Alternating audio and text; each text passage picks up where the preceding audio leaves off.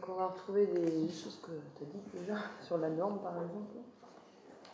Donc parler d'idéologie de l'enfance à partir du travail sur le terrain et de l'œuvre écrite et du penseur lui-même Fernand Deligny, c'est nécessairement donc parler de l'asile d'Armentières, dans lequel il a travaillé, ou plus précisément avec lequel il voulait faire corps, en intervenant éducativement de façon minimale, voire inexistante, comme pour mieux s'en imprégner. Ne pas s'y investir pour mieux le pénétrer de l'intérieur et s'y noyer, faire corps avec, être un seul corps commun, anonyme, loin des dogmes universitaires, puisqu'il décide de quitter les bancs de la faculté de Lille, où il suivait des cours de philosophie, de psychologie et psychiatrique, dans son refus d'appliquer ou de s'inspirer de quelques théories psychiatriques. Déjà dans les années 1933, il aspire à vivre selon une idéologie politique dans une grande liberté, dénigrant toute autorité, que ce soit la sienne ou celle des médecins ou des aides-soignants, comme si cet hôpital psychiatrique autonome préfigurait le radeau des Cévennes, tel un monde fermé sur soi. Mais s'il s'inscrit au Parti communiste, c'est avant tout pour s'opposer au fascisme et affirmer un mode d'existence ouvert et solidaire, où chacun a sa place, sans discrimination sociale. Un communisme de l'espèce humaine donc. L'asile d'Armentières, avant de subir les bombes de la Deuxième Guerre mondiale, comprend 11 pavillons, 2500 malades et environ 500 soignants. Fin 1940, Deligny prend en charge la centaine d'arriérés profonds inéducables du pavillon 23, nom qu'il donnera au titre de sa nouvelle de 1944. Délinquants, psychotiques divers, dont le seul projet constant est de tenter de s'évader, ce qui plaît fortement à Deligny pour qui la liberté est un mode de vie en soi. La guerre va lui apporter l'occasion de cultiver cette liberté. Les effectifs des soignants diminuant et s'associent les gardiens chômeurs, joueurs d'accordéon, électriciens, la plupart originaires du quartier ouvrier de Lille. Il organise des sorties sportives, investit des espaces hors de l'institution, crée un atelier de tissage et de broderie avec ces enfants-là considérés comme des déchets, comme tu l'avais dit, de la société, dont personne ne se préoccupe, encore moins en temps de guerre. Il quitte l'asile en 1943 sous le régime de Vichy pour diriger un plan de prévention de la délinquance. Parler d'asile, c'est parler la langue d'où on vit. Je ne suis pas éducateur, mais chercheur d'asile. D'asile en asile, j'y ai passé mon existence, à chaque fois différent, et pourtant, au noyau, c'était la même chose. Donc c'est tiré d'être d'asile, les propos recueillis par Armand Toiti et Patrick Conrat, le journal des psychologues. De d'asile d'Armentières, en passant par les foyers de prévention et le centre d'observation de triage de Lille, Fernand Deligny expérimente une façon d'être auprès des enfants ou adolescents délinquants et dénigrés. Issus du prolétariat, de pères inconnus ou alcooliques, enfants de l'assistance publique, épileptiques, voleurs, violeurs, incendiaires, assommés par les thèses de l'hérédité en vigueur à l'époque, un prolétariat qui produit de la délinquance comme par nécessité de milieu et d'espèces. Les héros de Pavillon 3 sont des adolescents sans projet, ni possibilité d'investir le monde qui les rejette. Fernand Deligny fait un état des lieux de cette enfance saccagée, engluée dans des théories de l'hérédité du mal, et il se mobilise contre ce cycle, ce cercle infernal de la fatalité sociale et des préjugés, en redonnant à ses enfants, qu'ils soient fous, malades ou délinquants, une ouverture sur un monde âpre et intolérant. C'est finalement un combat de toute une vie, c'est sa vie même. Pavillon 3 est aussi un document sur l'internement dans les années 30, sur le prolétariat enfermé dans les asiles, accusé d'incapacité à éduquer ses enfants, petits pirates vaincus, habillés de gris. La notion d'enfance inadaptée concerne à l'époque indifféremment l'éducation spécialisée, la psychiatrie ou la justice, soit tout comportement infantile qui ne rentre pas dans les normes d'un comportement social attendu. Mais Fernand Deligny n'a aucune intention d'éduquer ou de rééduquer. Il profite de la confusion de la guerre, de toute règle, de toute institution, toujours coercitive. Ce que nous voulons pour ces gosses, c'est leur apprendre à vivre, pas à mourir. Les aider, pas les aimer. Donc ça vient des vagabonds efficaces. Fernand Deligny oppose à l'instruction l'éducation par la vie normale du labeur quotidien. Article paru dans Pour enfants coupables, numéro 60, de 1945.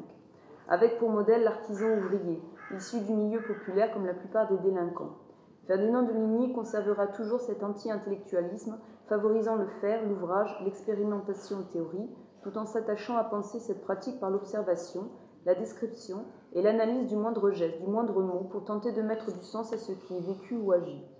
L'influence du scoutisme n'est pas à négliger, ni dans ce contexte d'après-guerre, ni chez Fernand Deligny, qui a lui-même été scout, puis membre des Éclaireurs de France à la fin des années 1920. Le scoutisme coïncidait avec la morale familialiste et virile du régime de Vichy, en suppléant aux faiblesses scolaires à l'image des jeunesses hitlériennes. La compassion, la pitié ou le dévouement maternant n'ont pas de prix sur les délinquants, mais Fernand Deligny impose toujours l'idée de prendre en compte le contexte familial et social. Donc je fais une citation de Graines de Crapule. Il y a 3 fils qu'il faudra tisser ensemble, l'individuel, le familial, le social.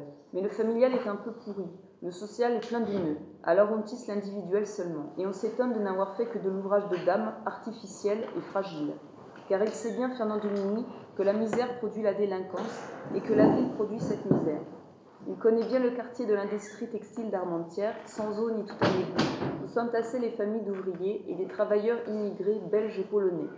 Il incrimine plutôt cette société d'adultes indifférents et la fatalité de l'échec éducatif.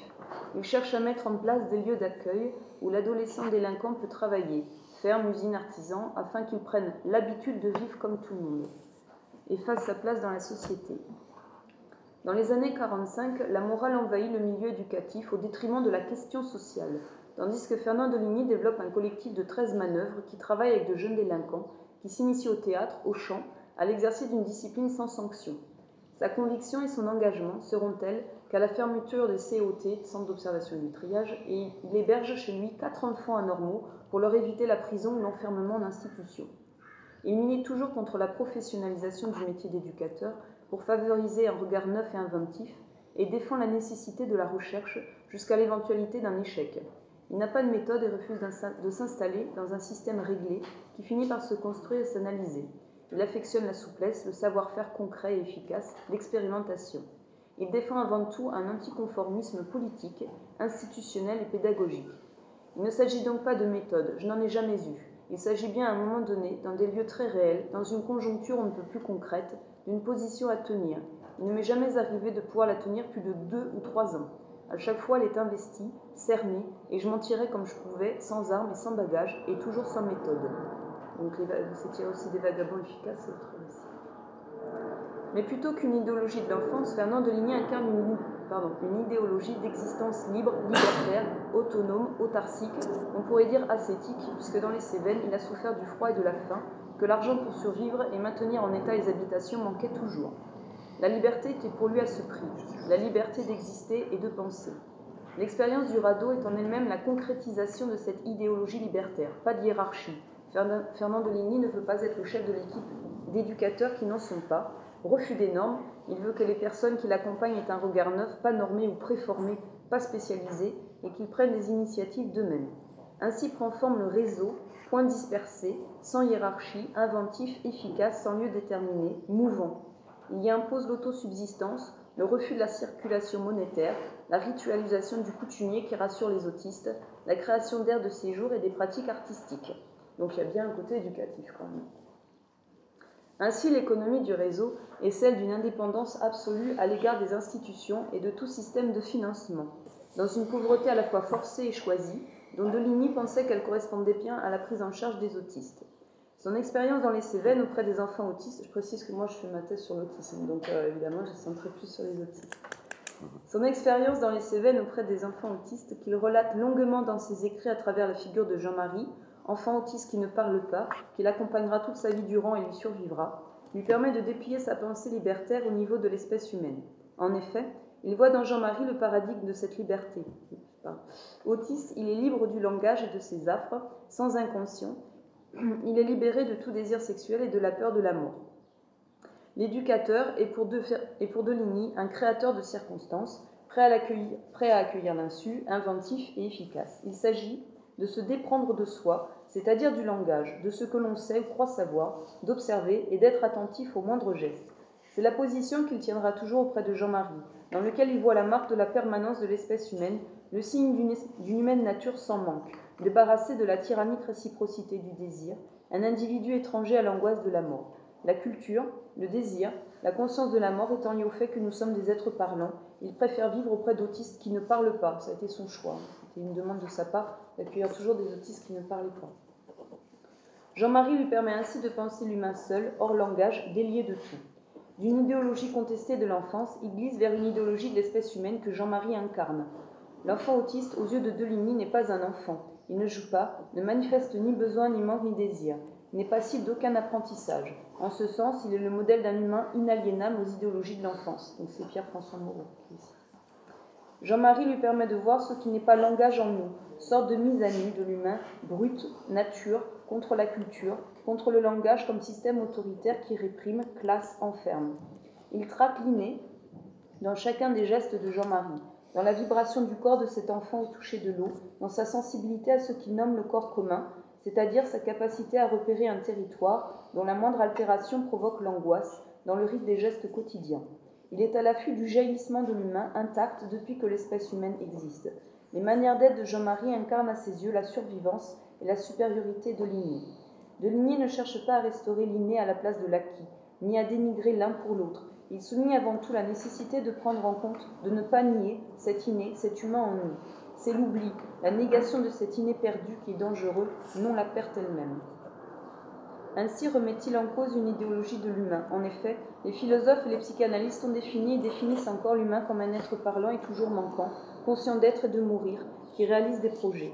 L'humain s'inscrit dans le temps, un roman familial, une histoire sociale. Or, l'autiste n'a ni conscience d'être, ni conscience de sa finitude, ni de celle du temps, et ne reconnaît ni père ni mère. Il n'est pas un être de désir ni de vouloir. La plupart ne parlent pas et ne construisent son existence dans aucun projet. Est-il pour cela moins humain ou exclu de toute humanité ? Qu'est-ce qu'humain voudrait alors dire ?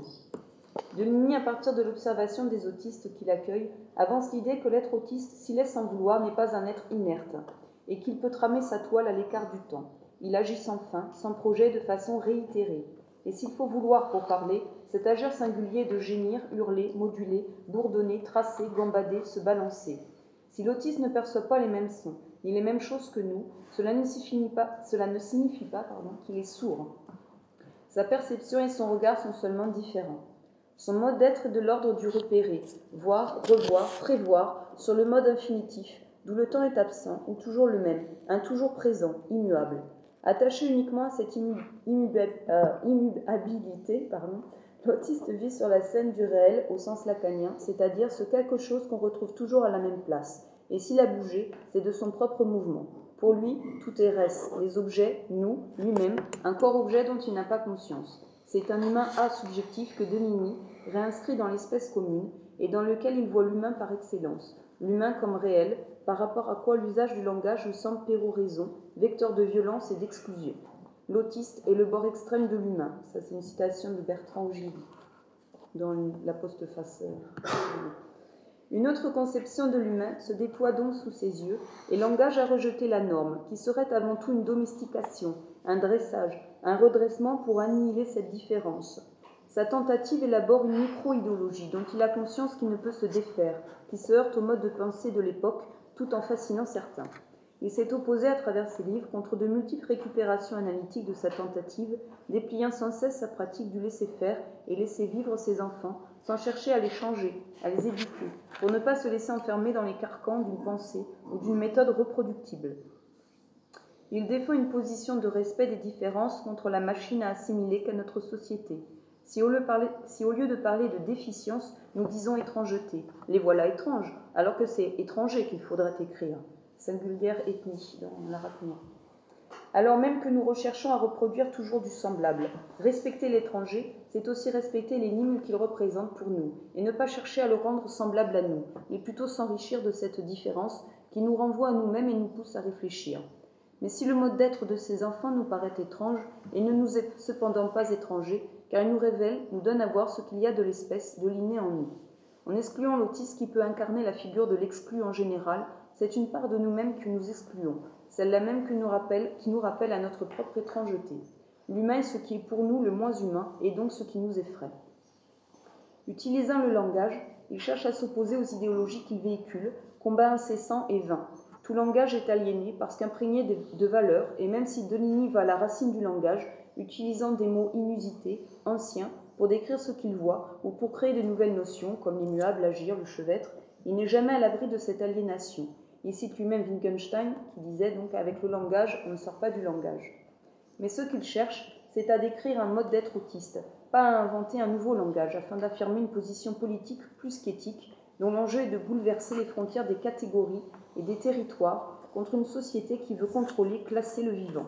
Ce à quoi nous avons par ailleurs affaire aujourd'hui avec l'application internationale du DSM-V, la classification américaine des troubles envahissants du développement, TED, qui complète la classification internationale des maladies.